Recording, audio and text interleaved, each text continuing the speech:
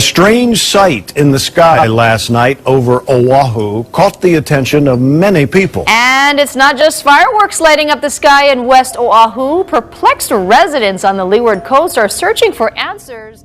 As the clock counts down the last hours of 2020 here, some countries have already ushered in the new year.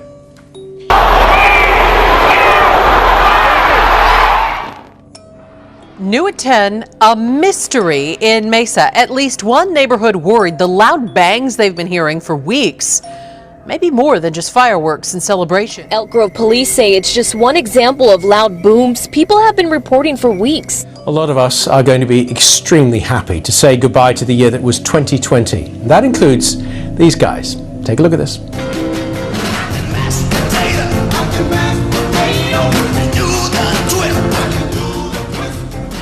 US robot developers Boston Dynamics posted this new video online demonstrating its Atlas, Spot and Handle robots dancing in sync to the song Do You Love Me by the Contours. The coordinated, wired proteges dance floor display came with a New Year message. Our whole crew got together to celebrate the start of what we hope will be a happier year. Something is in the sky. What is that? Perplexed residents on the Leeward Coast searching for answers after a lit up unidentified flying object reportedly plunged into the ocean near Ulehava Beach Park. There are multiple videos of what appears to be a glowing oblong mass, both in the sky and then in the water. Definitely really unusual to see. So they were super bright. I guess I couldn't really get the full gist of it with my camera since it was so far away, but it was really, really bright. Officials from the Federal Aviation Administration say there were no aircraft incidents or accidents in this area Tuesday night, but multiple witnesses report seeing a large blue object fall out of the sky and into the ocean. The 38-year-old says she's never really been a believer in UFOs, but the bright blue object had them so intrigued they jumped in the car and started following it. I don't know what it was. This one was going so fast. The journey ended less than 3 miles from where it began on Farrington Highway in front of the Board of Water Supply building after the object appeared to drop into the ocean. Oh, the going land in the water, whatever it is. She described it as being larger than a telephone pole and says she never heard it make any sound. While officers were on scene, she says they spotted a second light. My husband went look up and he seen the white one coming. The white one was smaller, was coming in the same direction as the blue one. They lost sight of the object after it passed over a nearby mountain. This morning, we asked Honolulu police if investigators figured out what fell in the water. A spokesperson told us they didn't have any information. Meanwhile, officials from the FAA said they received a report from police Tuesday night about a possible plane down in the area, but had no aircraft disappear off radars and no reports of overdue or missing aircraft.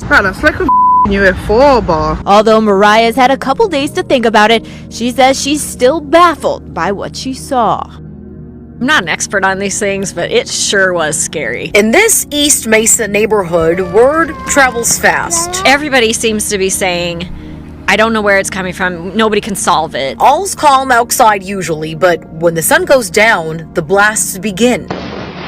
It was scary big. It was not your normal firework kind of boom or just a noise from a car or something. It was a lot louder and scary. Amy Reed caught this flash of light in what sounded like an explosion on her home security camera last week. The boom shook her entire home. I thought I would just see somebody's house had blown up. You know, I was expecting I'd see fire in the sky or... Even after neighbors like Reed say they've been reporting this almost every night. They said they've definitely been getting all the calls from our area for all these different nights and several of them each night. And they said, we'll go check it out, but mostly there's not a lot we can do. But if that one happens again, that's going to be something else. You know, that's a whole different story. Mysterious explosions in Elk Grove. The blasts caught on camera that have police officers baffled.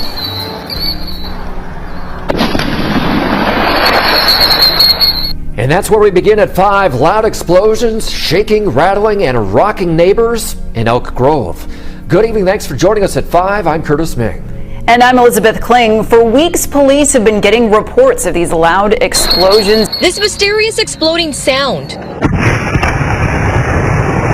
is sending shockwaves throughout this Elk Grove neighborhood. Just heard all of a sudden this loud boom.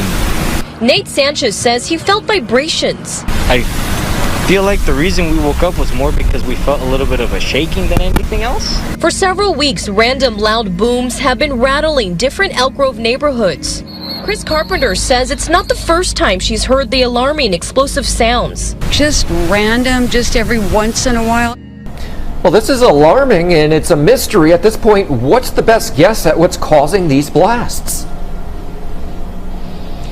Well, right now, because it's such a mystery and these reports are pretty sporadic, although most of them on the southeast side of town, right now it's still unknown what these random blasts are. Kilauea volcano in Hawaii. Look at this. This eruption started with an earthquake on Sunday on the volcano's south side. It's the worst eruption since 2018. It shows lava erupting from a fissure on the left side of your screen and a lava to the right of it, a lavanado, that is, over the right of it, over that lava lake. Is a rapidly evolving situation. A giant plume of steam and ash could be seen rising from the glowing orange crater. People who lived downwind being warned to stay inside to avoid the ash and to be prepared to leave. There have been no early reports of injury.